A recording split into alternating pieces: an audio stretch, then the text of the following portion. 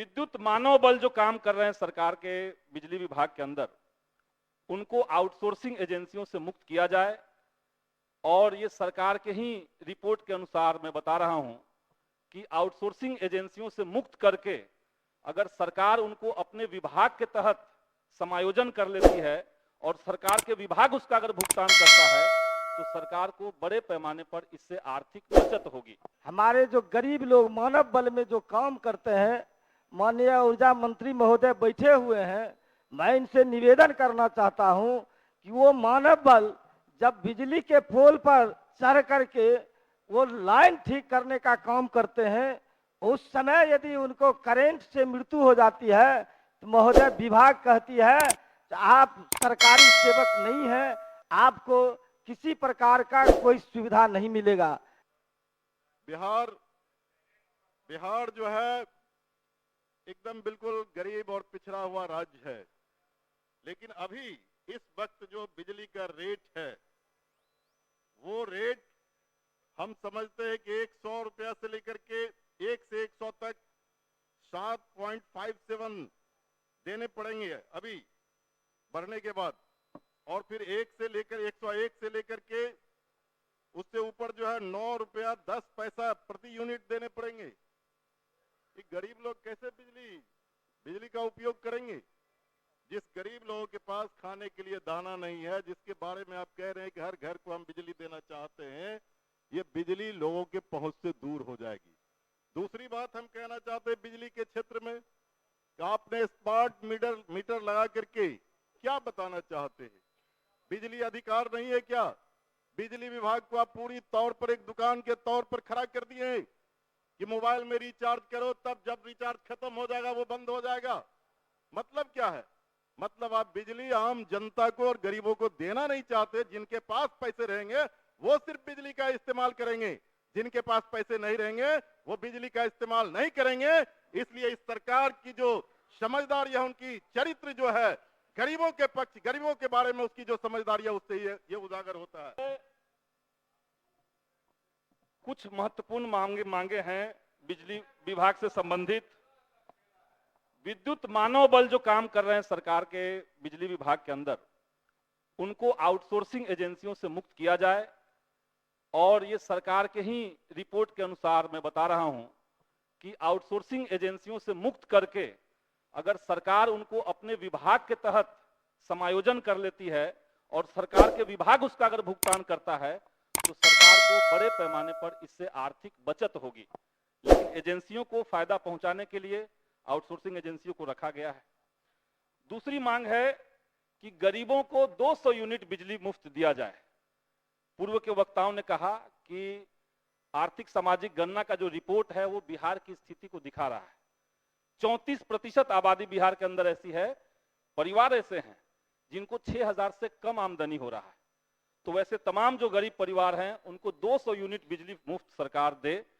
दिल्ली में ये हो सकता है, पंजाब में हो सकता है, तो बिहार में भी हो सकता है। ये हम सरकार से कहना चाहेंगे। एक महत्वपूर्ण हम लोग के क्षेत्र से और पूरे बिहार का ही मसला है, ये जो नल जल योजना चल रहा है बिहार के अंदर। कई बार गरीब गांवों में, दलित टोलों में शिकायत आती है कि नल जल योजना जिस बिजली से चल रहा था उसका बिजली बिल चूंकि बकाया है, इसलिए उसका कनेक्शन काट दिया गया है।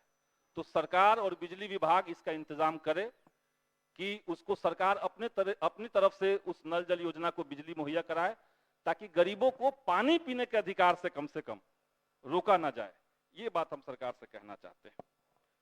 महोदय, 15 अगस्त 2022 स्वाधीनता दिवस था और उस दिन हमने देखा कि देश के अंदर बिल्किस बानो का एक मामला, जिसमें 2002 के दंगों के बाद उनके जो बलात्कारी थे, उनके जो हत्यारे थे, उन सबको जेल से बरी किया गया। और न केवल बरी किया गया बल्कि माला पहना करके उनका स्वागत भी किया गया और उसको गुजरात मॉडल कहा गया।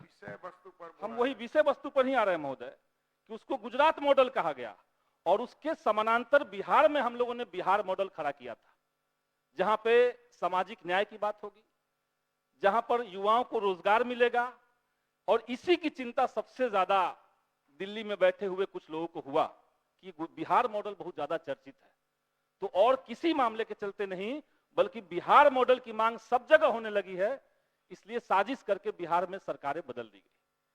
और गृह विभाग की बात चल रही है महोदय, गृह विभाग का सबसे बुनियादी उसूल होता है डेमोक्रेसी, और आजकल हमारे देश के प्रधानमंत्री मदर ऑफ डेमोक्रेसी एक शब्द सुने हैं, उसको प्रचारित करने में लगे हुए हैं। लेकिन 3 दिन पहले सुप्रीम कोर्ट का एक वर्डिक्ट आता है जिसमें सुप्रीम कोर्ट ने कहा कि चंडीगढ़ के अंदर जो मेयर का चुनाव हो रहा था उसमें लोकतंत्र की हत्या करने की साजिश हो रही थी। और यहां लोग चिल्ला रहे हैं कि 400 पार, अगर चंडीगढ़ के मॉडल पे अगर ये देश चलने लगा तो 400 पार क्या हम कहें, 543 सीट ये लोग जीत सकते हैं, उस पैमाने पर ही अगर चलाना है तो।